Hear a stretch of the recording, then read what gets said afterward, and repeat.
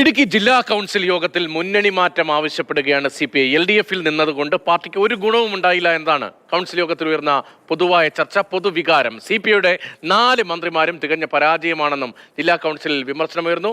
വകുപ്പുകൾക്ക് ആവശ്യമായ പണം പോലും നേടിയെടുക്കാൻ ധനവകുപ്പിൽ സമ്മർദ്ദം ചെലുത്താൻ പോലും ഈ മന്ത്രിമാർക്ക് കഴിയുന്നില്ല എന്നടക്കമുള്ളതാണ് ചർച്ചകൾ. ജെയിൻ എസ് രാജുവാണ് വിവരങ്ങളുമായി ചേർന്നത്. ജെയിൻ, LDF വിടണം എന്നൊരു വികാരം യോഗത്തിൽ ഉണ്ടായി എന്ന് പറയുമ്പോൾ, CPI-യിൽ അത്തരമൊരു അഭിപ്രായം രൂപപ്പെടുന്നു എന്ന് പറയുമ്പോൾ അത് വളരെ പ്രധാനപ്പെട്ട രാഷ്ട്രീയമായ ഒരു ചർച്ചയാണല്ലോ. ഏത് തരത്തിലാണ് ഈ അഭിപ്രായങ്ങളിലേക്ക് യോഗം എത്തിയത്? ഏതൊക്കെ പ്രധാനപ്പെട്ട നേതാക്കളാണ് അത്തരമൊരു നിലപാട് സ്വീകരിച്ചത്? രതീഷ്, തീർച്ചയായിട്ടും സംസ്ഥാനത്തെ രാഷ്ട്രീയത്തിൽ നിർണായകമായിട്ടുള്ള ഒരു ചർച്ച സൃഷ്ടിക്കാൻ പര്യാപ്തമായിട്ടുള്ള വിമർശനങ്ങളാണ് ഇന്ന് പൈനാവിൽ ചേർന്ന CPI-യുടെ ജില്ലാ കൗൺസിൽ യോഗത്തിലുണ്ടായത്.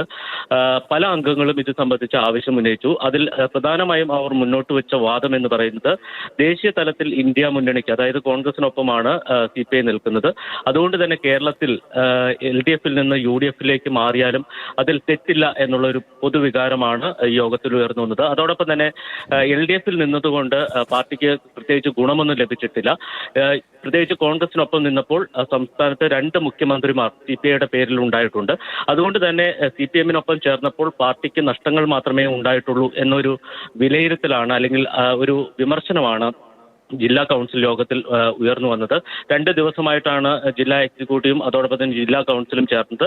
ഇന്നലെ അവതരിപ്പിച്ച റിപ്പോർട്ടിൽ, ജില്ലാ എക്സിക്യൂട്ടീവിന്റെ റിപ്പോർട്ടിൽ CPI-യുടെ മന്ത്രിമാർക്ക് 4 മന്ത്രിമാരും തികഞ്ഞ പരാജയമാണ് എന്നൊരു വിമർശനം വന്നിരുന്നു. അതിൽ പ്രധാനമായും ധനവകുപ്പിൽ നിന്നടക്കം ആവശ്യമുള്ള ഫണ്ട് നേടിയെടുക്കുന്നതിന് അതിന് സമ്മർദ്ദം ചെലുത്താൻ ഈ 4 മന്ത്രിമാരും തികഞ്ഞ പരാജയപ്പെട്ടു. ഇടുക്കിയിലെ പരാജയത്തിന് പ്രധാന കാരണം എന്ന് പറയുന്നത് ഭൂപ്രശ്നങ്ങളാണ്. ഈ കാര്യത്തിൽ റവന്യൂ വകുപ്പിന് ഉത്തരവാദിത്തമുണ്ട് എന്ന വിമർശനം ഉന്നയിക്കപ്പെട്ടിട്ടുണ്ട്. അതോടൊപ്പം തന്നെ കേരളത്തിലെ CPI-യുടെ സംഘടനാ സംവിധാനവും ശക്തിയും ഒക്കെ പരിശോധിച്ചാൽ ഇടുക്കി അതിന്റെ പ്രധാനപ്പെട്ട ഒരു ശക്തി കേന്ദ്രമാണ്. പ്രത്യേകിച്ച് തോട്ടം തൊഴിലാളി മേഖലയിൽ ATC അടക്കം വളരെ കാര്യക്ഷമമായ പ്രവർത്തനം ദീർഘകാലമായി ഉണ്ട്.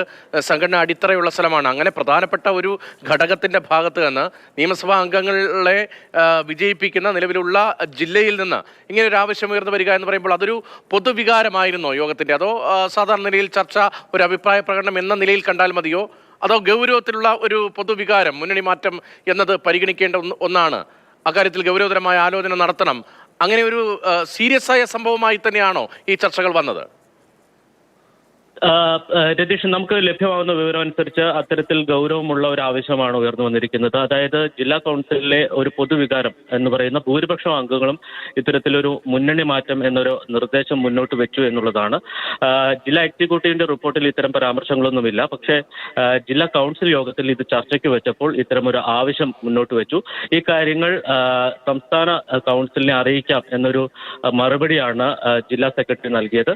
ഈ കാര്യത്തിൽ എന്തായാലും ജില്ലാ കമ്മിറ്റിയുടെ ഭാഗത്തുനിന്ന് ഇത് സംബന്ധിച്ച ജില്ലാ കൗൺസിലിലേക്ക് അല്ലെങ്കിൽ ജില്ലാ എക്സിക്യൂട്ടീവിലേക്ക് ഇത് സംബന്ധിച്ച റിപ്പോർട്ടിൽ ഇത് സംബന്ധിച്ച പരാമർശങ്ങൾ ഉണ്ടാകുമോ എന്ന കാര്യം വ്യക്തമല്ല. പക്ഷേ ജില്ലാ കൗൺസിൽ യോഗത്തിൽ ഈ മുന്നണി മാറ്റവുമായി ബന്ധപ്പെട്ട ആവശ്യം ഗൗരവമായി തന്നെ ഉയർന്നു വന്നിട്ടുണ്ട്. ഏതാണ്ട് ഭൂരിപക്ഷം അംഗങ്ങളും ഈ വികാരത്തോടൊപ്പം നിൽക്കുന്നവരാണ് എന്നുള്ളതാണ് നമ്മൾ മനസ്സിലാക്കുന്നത്. തീർച്ചയായിട്ടും കേരളത്തിലെ വരവുമായി ബന്ധപ്പെട്ട് CPI-യിൽ വ്യത്യസ്തമായ സ്വരം CPI നേതാക്കൾക്കുണ്ടായിരുന്നു. പക്ഷേ കേരള കോൺഗ്രസിനെ LDF-ലേക്ക് ചേർക്കുന്നത് വലിയ തോതിൽ ഗുണം ചെയ്യുമെന്ന CPM-ന്റെ നിലപാടും വിലയിരുത്തലും, അതിന് പിന്നാലെ ഘടകകക്ഷിയായി കേരള കോൺഗ്രസ് M വരികയും ചെയ്തു, ജോസ് കെ മാണി വിഭാഗം വരികയും ചെയ്തു. ഇപ്പോഴും കേരള കോൺഗ്രസിന് ലഭിക്കുന്ന ഒരു പരിഗണന CPI-ക്ക് ലഭിക്കുന്നില്ല, രണ്ടാം കക്ഷി എന്ന നിലയിൽ ഉള്ള പരിഗണന ലഭിക്കുന്നില്ല എന്നൊരു വികാരവും ഈ ചർച്ചകൾക്ക് അടിത്തറയാകുന്നുണ്ടോ? തീർച്ചയായിട്ടും അത്തരത്തിൽ തന്നെയാണ്. പ്രത്യേകിച്ച് ഇടുക്കി ലോക്സഭാ മണ്ഡലത്തിലെ തിരഞ്ഞെടുപ്പുമായി ബന്ധപ്പെട്ട് കേരള കോൺഗ്രസിന്റെ വരവ് യാതൊരു രീതിയിലും പ്രതിഫലിച്ചില്ല എന്നൊരു വിമർശനമാണ് യോഗത്തിൽ ചില അംഗങ്ങൾ ഉന്നയിച്ചത്. പ്രത്യേകിച്ച് മന്ത്രി റോഷി അഗസ്റ്റിന്റെ ഇടുക്കി മണ്ഡലത്തിൽ പോലും കാര്യമായ വോട്ട് വർധനവ് പാർട്ടിക്ക് ഉണ്ടായില്ല, അല്ലെങ്കിൽ മുന്നണിക്ക് ഉണ്ടായില്ല എന്നുള്ളതാണ്.